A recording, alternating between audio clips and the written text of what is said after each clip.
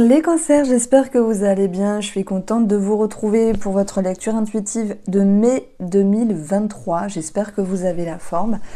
Alors, on va regarder tous les domaines de vie avec le tarot. Et puis, sur une seconde partie de la vidéo, j'utiliserai un autre jeu pour faire quelques situations en plus. Je commence à imbriquer petit à petit des notions astrologiques et je suis... Alors, c'est vraiment la première session, je suis bluffée. Je suis bluffée parce que bon, j'ai ma petite fille forcément et je me suis dit, bon, les cancers. C'est vrai que vous avez votre Mars sur une partie du mois. Bon, Mars dans le signe du cancer, ça crée un inconfort. Mais qui dit inconfort va rimer avec dissonance, comme s'il y avait quelque chose à régler, à agencer. Bon, on dit toujours l'inconfort, c'est un petit peu embêtant, mais c'est aussi pour remettre un petit peu les pendules à l'heure. Et je pense qu'il y a cette possibilité de remettre les pendules à l'heure aussi, parce que, alors il va y avoir la lune noire en cancer, et en fait ça va mettre en lumière un point sombre de l'inconscient qui va être révélé. C'est comme si il y avait quelque chose en face pour mieux se voir, se percevoir. Donc on peut parler de vérité. Et ce qui me fait sourire, c'est d'avoir cette lune qui a travaillé sur l'amour, mais après c'est aussi quelque chose qui vous tient à cœur. Bon, je vais y aller doucement sur le fait d'imbriquer les notions astro, parce que j'ai envie de tout déballer, mais allez, je dirai les choses au fur et à mesure. Donc, le magicien, c'est l'énergie avec laquelle vous... C'est un petit peu la tendance de ce mois de mai, les cancers. Donc on a ici l'idée de création, de projet, d'engagement, de signature, peut-être d'un contrat. On va le voir parce qu'il y aura aussi le pape ici qui va nous parler d'engagement. Voilà, après le pape aussi peut nous parler de médecin. Et en dessous il y a la lune, donc on peut parler aussi de thérapie. Pour certains d'entre vous. Maintenant, le pape, il va être significatif de confiance et de foi. Et je pense que c'est ce qu'il peut y avoir à travailler avec la lune qui est dans le défi. Et justement, un aspect positif en vous, c'est le 7 d'épée. Donc moi, je pense qu'il y a une mise en lumière sur ce qui a été non dit, sur ce qui était peut-être dans l'illusion cachée. C'est pas forcément dramatique, attention, ça peut être des ambiguïtés, des non-dits, des choses avec vous-même ou avec une autre personne. Donc, ce que je peux vous dire aussi, c'est que en face de cette lune noire, si je ne m'abuse, il y a ce Pluton en Verseau qui vous pousse à aller au fond de vous pour pouvoir soulever les petits cailloux et amener cette vérité. Donc, je pense qu'on parle ici de quelque chose de relationnel. Parce que l'énergie en face de vous, c'est le Verseau. Donc, on a... Alors, comment je peux dire ça? Bon, par rapport à cette lune noire, en gros, ça va vous demander une compréhension existante sur la réalité concrète. Comme s'il était question de transformer sa manière de voir, de se voir, ou de voir l'autre, et d'aller vers une progression personnelle, et d'aller sur une évolution. Donc moi, je trouve que c'est un mois assez important. Et votre envie, ici, c'est de prendre du recul, prendre de la hauteur. Le pendu, s'il est voulu, c'est vous vous mettez dans un mode « j'attends, je regarde, j'observe » pour savoir quelle est votre voix, quelle est cette notion de confiance ou de foi que vous devez avoir par rapport à quelque chose ou quelqu'un. Alors, vous êtes un signe un petit peu spécial ce mois de mai parce qu'il se passe quand même des choses. Et pour moi, tout est une question de soulever les petits cailloux, de vérité. Donc, ce magicien, bon voilà, c'est aussi votre énergie, votre pouvoir créateur qui se met en avant. Mais c'est comme si vous recherchiez quelle était la meilleure façon d'avancer en restant connecté à cette notion de confiance et de foi avec vous-même. Ou peut-être de foi avec une autre personne. Et même si la lune, elle vous dit il y a des craintes, il y a des peurs, il y a des doutes, ou il y a ce voile de l'illusion à enlever, ça peut concerner l'amour, ce qui est positif, c'est que vous avez pour vous le 7 d'épée. Donc pour moi, vous déjouez une situation déjà avec vous-même parce que vous y voyez clair, vous arrêtez d'être avec un voile de l'illusion, vous dites la vérité. Il y a la vérité qui est levée. Et vous pouvez après vous sentir apaisé, reposé. Donc en fait, vous faites un gros travail énergétique, émotionnel et surtout sur cette notion de vérité, de clarté d'esprit. Quelle est ma voix? Qu'est-ce que je dois penser par rapport à cette personne ou ce que vous mettez en place avec le magicien? Et suis-je sur la bonne voie? Bon voilà, j'espère que vous serez tolérant et indulgent sur cette petite intro, on va dire, d'astro imbriqué dans les cartes, puisque c'est le début et tout commencement n'est pas toujours facile. Mais c'est en forgeant qu'on devient forgeron. Donc on va aller dans les énergies un petit peu plus concrètes, c'est le domaine financier et professionnel. On a un 4 de coupe. La coupe nous parle d'émotionnel, de sensations, de sentiments. Ben, le 4, c'est pour moi quelque chose qui peut être un petit peu routinier. Donc, je pense que sur le plan professionnel, les cancers auraient envie de changer quelque chose. Mais, avec l'énergie du pendu, vous dites, je prends le temps. Je réfléchis, je ne me brusque pas, j'ai besoin de savoir quelle est ma voie, quelle est ma meilleure façon d'avancer. Et c'est vrai qu'il peut y avoir des craintes, des doutes. Moi, j'ai l'impression qu'il y a des cancers qui ne veulent pas repartir dans un certain schéma professionnel ou activité, juste parce que vous connaissiez que ça ou que c'était alimentaire, ou que ce soit alimentaire.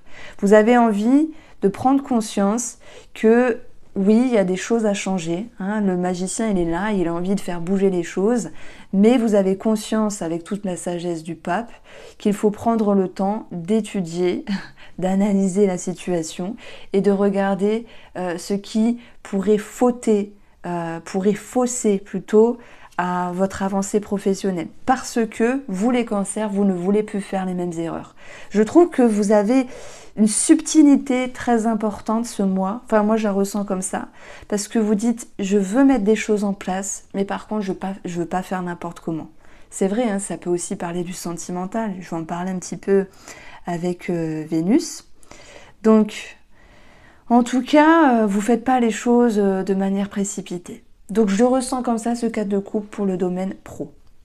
Sur le domaine financier, bon, c'est un petit peu autre chose, hein. C'est un petit peu l'idée que ça va pas aussi vite que vous le voudriez, puisqu'on a le pendu ici sur tout ce qui est en lien avec les engagements.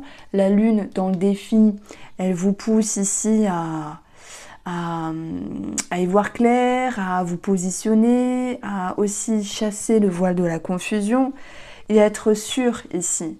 Donc, s'il y a une tourloupe financière, pour moi, vous allez déjouer une situation et vous vous dites non, heureusement que j'ai pas signé, heureusement. Alors attendez, psychotez pas, hein, chacun va le vivre à sa manière. Ça peut être déjouer une situation pour certaines personnes et dans ce cas-là, se sentir reposé et rassuré. Et ça peut être cette notion de se dire il faut pas que je signe à la légère, il faut que je réfléchisse. Donc le 4 de coupe, moi je verrai ici, ben oui, c'est une carte d'ennui, lassitude, mais je vais pas lire simplement la carte du tarot bêtement. Ben, mon ressenti me parle ici de ne pas agir avec précipitation. Bon, alors oui, ça bouge pas, mais c'est voulu dans le sens où vous réfléchissez. Alors, je prends ici deux énergies au niveau de la santé.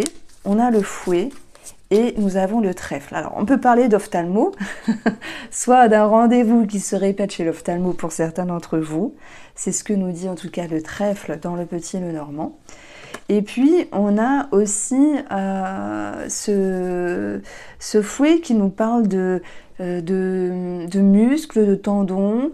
Il peut y avoir une amélioration pour tous ceux qui ont fait de la kiné ou qui ont un souci au niveau d'une tendinite, d'un problème musculaire. Donc moi, j'ai quand même ici l'idée d'un mieux. Et en additionnant les énergies, on a 17. Alors oui, 17 peut nous parler de déménagement. Ça ressort pas vraiment ici, mais après, vous êtes des milliers à regarder les vidéos, donc j'ai envie de vous dire, il y a forcément des cancers qui vont déménager, mais la Ségone, c'est l'envie de changer quelque chose aussi. On peut parler de gynécologie, c'est possible, de grossesse et d'enfants, même si ça ressort pas à ce niveau-là. Alors, Voilà pour le domaine de la santé. Donc, sur l'aspect relationnel et sentimental, on a l'amour. L'amoureux, des sentiments, des émotions. Alors, qu'est-ce que j'ai écrit dans mes petites notes? Je crois que vous avez Vénus. Alors, attendez, je vais faire pause. Alors du coup, oui, vous avez votre Vénus qui rentre dans votre signe.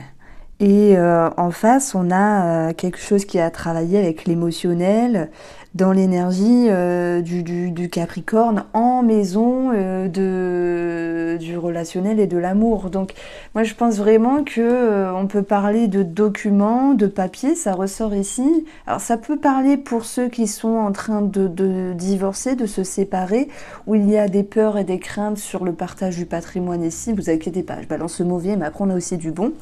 Et quand je dis vous déjouer une situation, c'est dans l'idée que les énergies s'apaisent et qu'on a plutôt quelque chose qui vous revient plus positivement pour vous, même s'il y avait des peurs.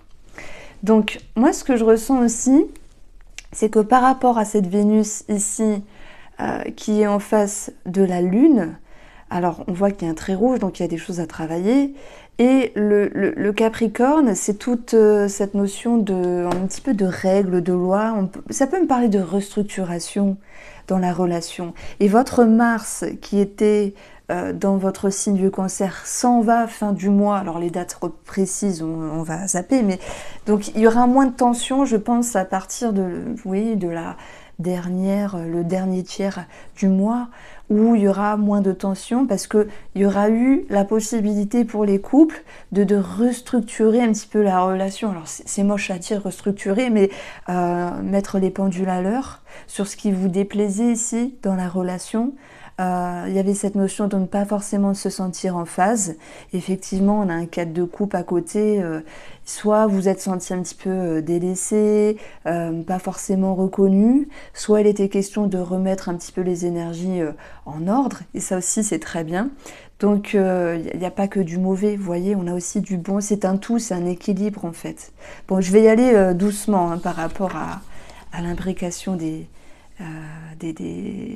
notions astro, parce que mon but c'est pas de faire une chaîne astro, mais voilà, d'imbriquer chaque mois des petites notions, et moi je trouve que c'est vachement cohérent avec le tarot. Je suis tout excitée, subjuguée, parce que ça amène quelque chose de pertinent, enfin pour moi. Alors, je vais prendre ici un autre jeu, et on va regarder quelques situations en plus avec l'oracle de Sceaux, dont vous connaissez, Solveig, qui a ressorti son jeu. Et on va regarder deux situations qui ressortent ici. Alors, on a la jeune fille. On peut parler d'un enfant.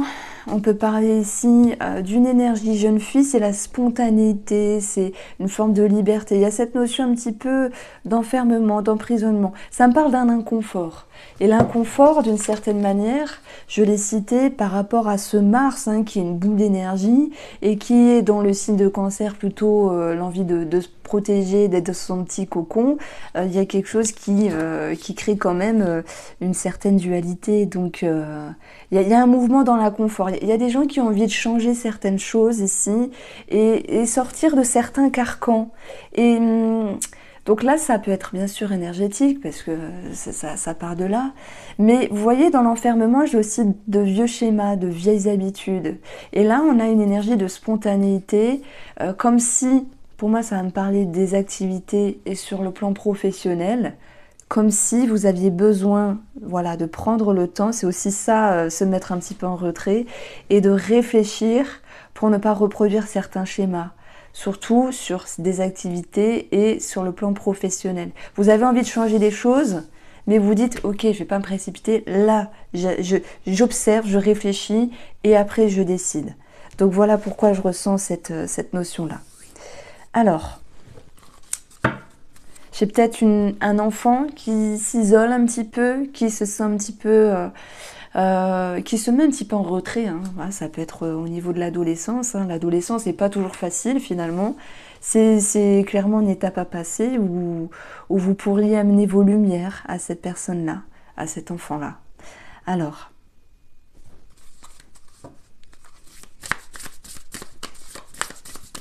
qu'est-ce qu'on peut avoir aussi? Alors, c'est marrant, on a cette lune qui ressort. Ça peut me parler d'un enfant aussi lunatique. Mais si on parle de vous, vous voyez, par rapport à votre envie de spontanéité, votre envie de légèreté et d'authenticité, telle que pourrait m'amener cette connotation à la jeune fille, vous êtes ici en train d'aller dans l'inconscient. Et on a vu que la lune noire du 9 à 8-9 mai en Cancer, ça pouvait mettre en lumière un point sombre inconscient, mais révélé.